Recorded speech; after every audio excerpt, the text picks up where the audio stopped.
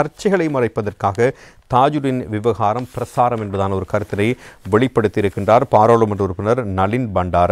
இது தொடர்பிலும் பல்வேறு கருத்துக்கள் அவரால் வெளிப்படுத்தப்பட்டிருக்கின்றன. கொழும்பில் உள்ள எதிர்க்கட்சித் தலைவர் அலுவலகத்தில் நேற்று வியாழக்கிழமை இடம்பெற்ற ஊடக சந்திப்பின் பொழுதுதான் இவ்வகையான விடயங்களை அவர் வெளிப்படுத்தி பேசியிருப்பதையும் பத்திரிகைகள் பிரதானமாக தந்திருப்பதை நாங்கள் காணலாம். தாஜுடின் கொலை தொடர்பில் விசாரணைகள் மீள ஆரம்பிக்கப்படுவது சிறந்ததாகும். ஆனால் தற்போது இடம்பெறுவது விசாரணைகள் அல்ல, பிரசாரமாகும். அரசாங்கம் தொடர்பில் அண்மையில் எழுந்த சர்ச்சைகளை மறைப்பதற்காக இந்த விவகாரம் பிரசாரமாக செய்யப்படுகிறது. இவற்றை விடுத்து நியாயமான விசாரணைகளை முன்னெடுத்து தாஜுடினுடைய மரணத்துக்கு நீதி வழங்கப்பட வேண்டும். ஆனால் அதனை பயன்படுத்தி அரசியல் லாபம் தேட முயற்சித்தால் அது தவறானதாகும்.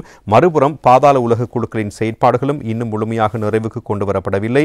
எந்த ஒரு வேலை திட்டத்தையும் அரசாங்கத்தால் திறம்பட முன்னெடுத்து செல்ல முடியவில்லை. குறைந்தபட்சம் முன்னாள் ஜனாதிபதி ரணில் விக்ரமசிங்க ஆரம்பித்தவற்றை கூட இவர்களால் வெற்றிகரமாக முன்னெடுத்து செல்ல முடியவில்லை. இந்த ஓராண்டுக்குள் அரசாங்கத்தின் இயலாமையை மக்கள் நன்கு உணர்ந்து கொண்டிருக்கிறார்கள்.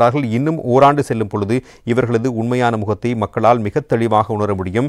கடந்த பிரதேச சபை தேர்தலில் எமது பலத்தை அதிகரித்து காண்பித்திருக்கிறோம். மாகாண சபை தேர்தலில் அதனை மேலும் அதிகரித்து காண்பிப்போம். பிரதான எதிர்க்கட்சி என்ற ரீதியில் அடுத்து ஆட்சி அமைப்பதற்கான வேலை திட்டத்தை நாங்கள் வெற்றிகரமாக முன்னெடுத்து வருகிறோம் என்பதான விடயத்தினையே நளின் பண்டார சுட்டிக்காட்டி பேசியிருப்பதையும் இன்றைய தினம் பத்திரிகைகள் பிரதானமாக தெரிவித்திருக்கின்றன.